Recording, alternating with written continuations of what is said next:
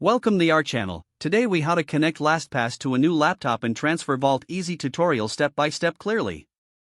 To connect LastPass to a new laptop and transfer your Vault, first, ensure you have your LastPass account credentials handy.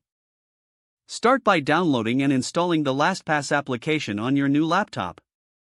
Visit the LastPass website and locate the download section. Choose the appropriate version for your laptop's operating system and click on the download link. Once the download is complete, open the installer and follow the on-screen instructions to install LastPass. After installation, launch the LastPass application from your desktop or Start menu. Enter your LastPass email address and master password in the login fields. Next, click the Login button to access your LastPass Vault. If prompted, complete any two-factor authentication steps you may have set up for your account. Once logged in, your Vault will sync automatically with the LastPass servers.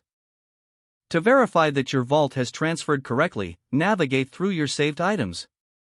If you notice missing items, ensure that your old data was successfully synced before switching devices. You can also use the LastPass browser extension to access your Vault directly from your web browser. Simply install the LastPass extension from your browser's add-ons or extensions store. After installing, click on the LastPass icon in the toolbar to log in.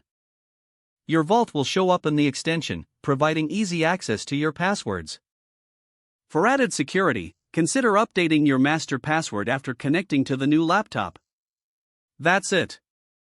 You are now set up with LastPass on your new laptop, and your Vault is ready for use. If the page does not load, refresh the browser or try again in a private or incognito window.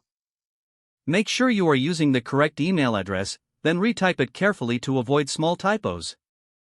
If your password is not accepted, use the reset option and create a new strong password you can remember. Check your spam folder for verification or security emails, then complete any requested confirmation steps. Enable two-factor authentication if available to improve account security and reduce unauthorized access risk. After signing in, review your profile details so your contact information and settings are accurate and current. If you see an error message, note it down and try again after restarting your device and internet connection. Log out when you finish, especially on shared devices, to keep your account and payment information secure. If the page does not load, refresh the browser or try again in a private or incognito window. Don't forget to like this video and subscribe to our channel for more step-by-step tech guides.